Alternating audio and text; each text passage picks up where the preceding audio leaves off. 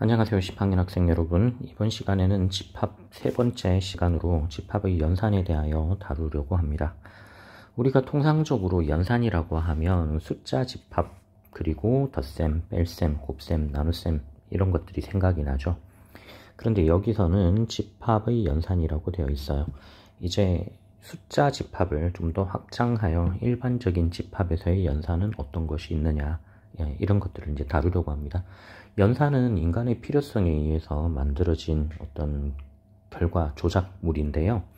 일반적으로 연산이라고 하면 국어사전에서는 정해진 규칙에 따라서 계산하여 답을 구하는 과정, 이렇게 설명을 할 수 있습니다.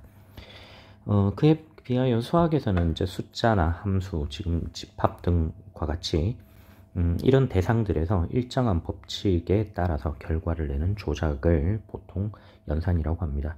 그래서 영어에서는 오퍼레이션이라고 이야기를 해요. 자, 그러면 이제 통상적으로 집합에서 사용하는 연산이 무엇이냐, 아래에 설명이 되어 있는 것처럼 합집합, 교집합 이런 말들을 사용을 합니다. 여기서 이제 한 가지 주의해야 되는 사실은 합집합, 교집합은 결과물을 뜻해요. 예를 들어서 1에다가 2를 더하면 그 결과물은 3이 되죠. 이와 같은 결과물을 우리가 합이라는 연산을 뭔가 한 집합이다, 그러니까 합집합이다, 그리고 공통인 걸 뭔가 찾아낸 집합이다, 교집합이다.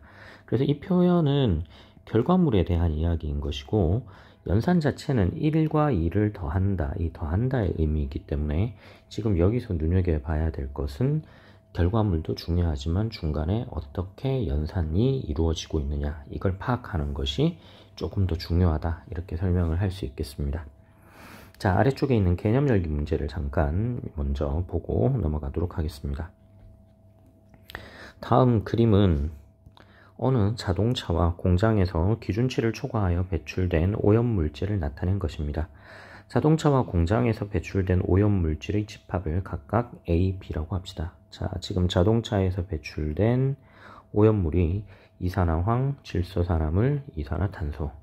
자, 공장에서 배출된 오염물질의 집합을 B라고 하면 B는 이산화황, 질소화합물, 염화수소, 플루오리나수소. 자, 이렇게 이제 네 종류가 있어요. 그러면 이 둘에서 보면 공통적인 이 오염물질이 있습니다. 이산화황 공통적으로 있죠. 질소산화물도 공통적으로 있습니다.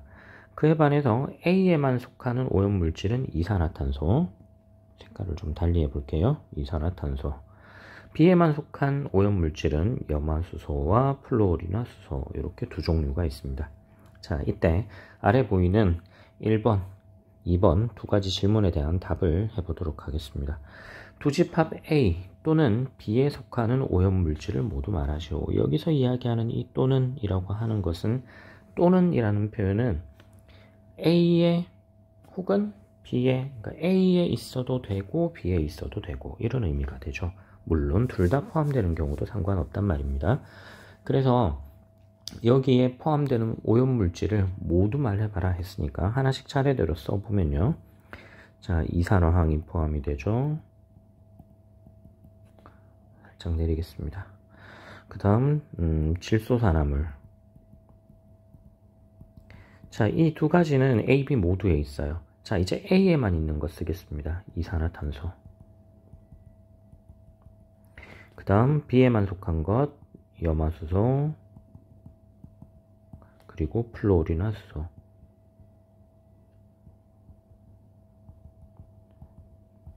자, 또는이라고 표현을 했기 때문에 A에 있어도 되고 B에 있어도 되는 걸 가져온 거예요. 자, 두 번째 질문은요. 이번에는 두 집합 A, B에 공통으로 속하는 오염물질을 말하세요. 이미 위에서 초록 색깔로 동그라미를 칠했죠. 자, 이산화황과 그리고 질소산화물이 있습니다.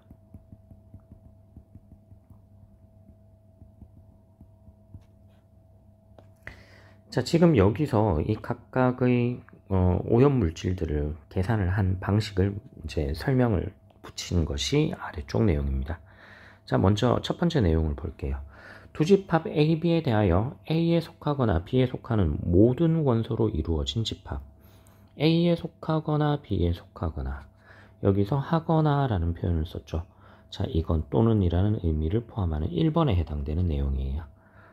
또는 영어로는 or 이렇게 씁니다. 자, 이 경우에 이 어느 한쪽에 속한 것 모두 다 가져와서 하나의 구성 단위 집합으로 만들어 보자. 그걸 A와 B의 합집합이라고 표현을 하고요.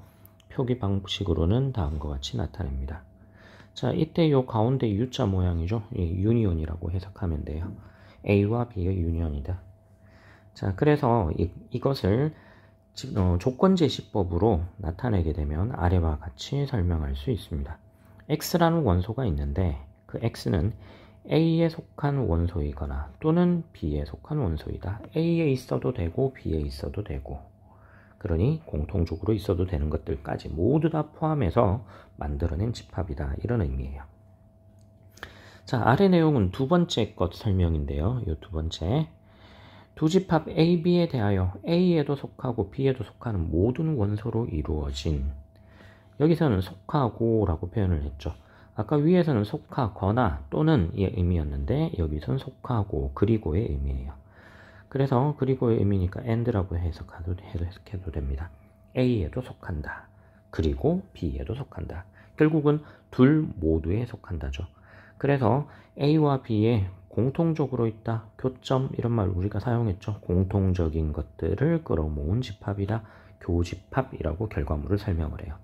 기호로는 A, 위에서 봤던 유니온 뒤집어진 모양이에요. 이건 인터섹션입니다. 예, 뒤집어진 형태예요. 이렇게 표현을 한다. 조건제시법으로 나타내게 되면 X가 포함이 되는 원소인데 X는 A에 있어야 하고 그리고 B에도 있어야 한다. 자, 합집합과 교집합을 설명하는, 연산을 설명하는 가장 핵심이 되는 단어가 뭐냐? 그 핵심이 되는 단어가 바로 앞서 여러분들에게 설명했던 이 또는, 아래쪽은 그리고. 합집합일 때는 또는 이라는 표현을 씁니다. 교집합일 때는 그리고라는 의미를 표현을 씁니다. 이렇게 두 가지가 중요합니다. 자, 이 각각에 대하여 벤 다이어그램으로 표현을 했을 때 합집합의 그림은 집합 A와 집합 B에 속하는 영역이 모두 포함되어야 하기 때문에 다음과 같은 분홍색 형태로 나타나게 됩니다. 이렇게. 그에 반하여 교집합의 경우는 A에도 있어야 하고 B에도 있어야 하기 때문에 A와 B의 공통인 부분으로 표현할 수 있어요.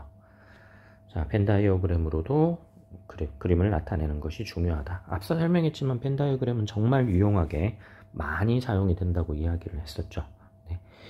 시간이 지나서 문제를 좀 풀다 보면 그 힘은 충분히 여러분들이 느끼게 될 겁니다.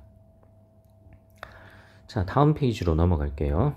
167페이지 스스로 확인하기 문제입니다. 두 집합 A, B에서 A에 속한 원소는 1, 2, 3, 4, B에 속한 원소는 2, 4, 6, 8. 자, 이것을 벤 다이어그램으로 나타냈습니다. 오른쪽과 같아요. 그랬더니 원소 2와 4는 공통이죠. 1, 3은 A에만 있고요. 6, 8은 B에만 있습니다. 따라서 A 합집합 B는 어떤 원소를 갖는 집합이냐? 1, 2, 3, 4, 6, 8. 첫 번째 네모는 8이네요. 두 번째, A와 B에 동시에 속하는 원소들을 모은 것, 즉 A와 B의 교집합은 어떤 원소를 갖느냐? 2와 4가 되죠. 두 번째 네모는 4가 됩니다.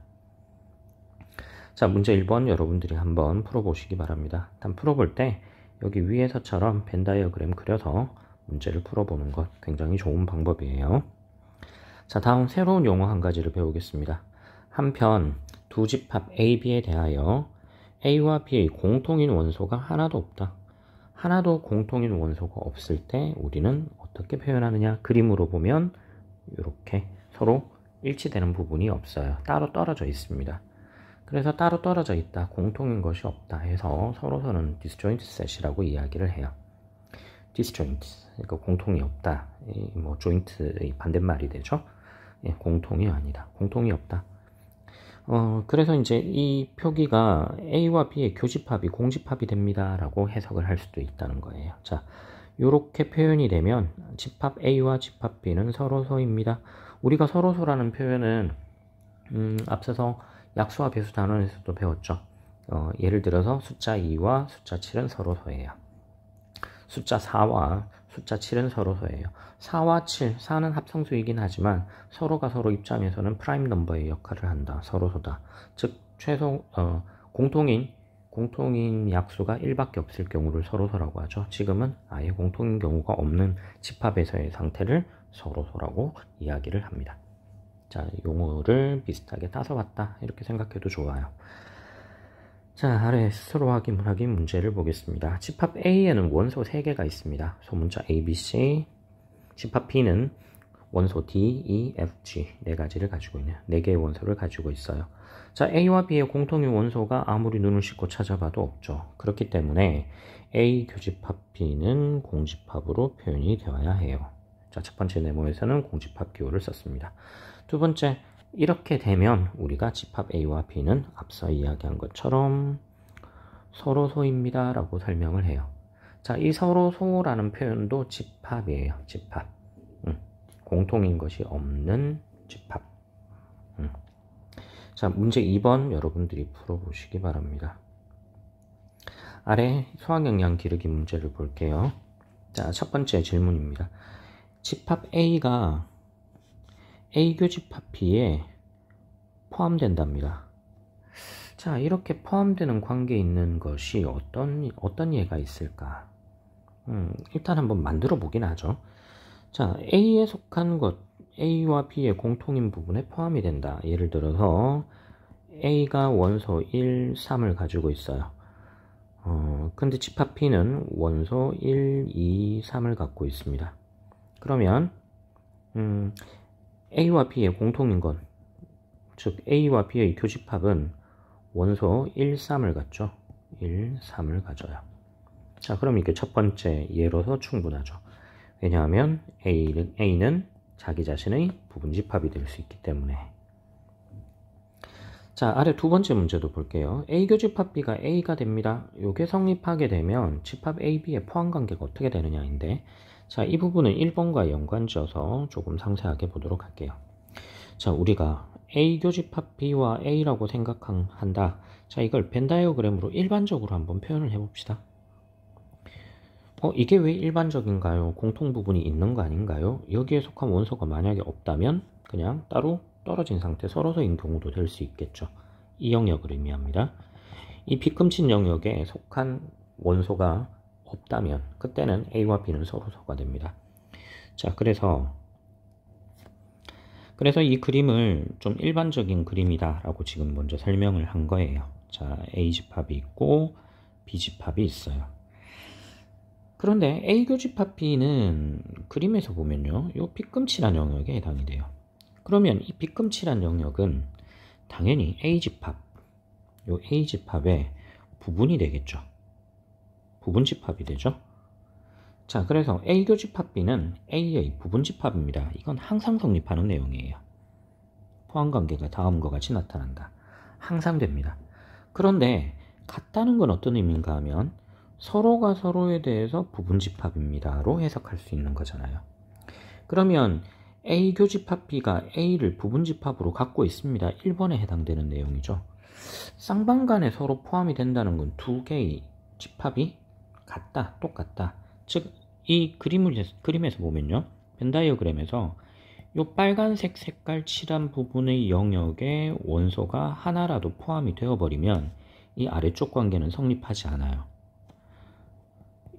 이 영역에, 이 빨간색 부분의 영역에 원소가 하나라도 포함이 되면 A가 A 교집합 B의 부분이 되는 건 절대 있을 수가 없어요. 그럼 그 말의 의미는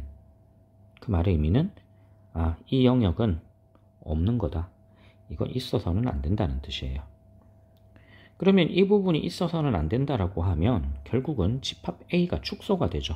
집합 A가 요 색깔 칠한 부분으로 축소가 돼 버립니다. 이게 A예요. 즉 A가 B 안에 포함이 돼 버리면 가능한 거네요. 그렇죠? 그래서 이 둘의 A와 B 집합의 포함 관계는 어떻게 되는 거냐? A가 B의 부분 집합이 되는 관계다. 그렇게 될 때 성립하게 된다. 다음과 같이 해석할 수 있다는 뜻입니다. 자, 이제 다음 페이지로 넘어갈게요.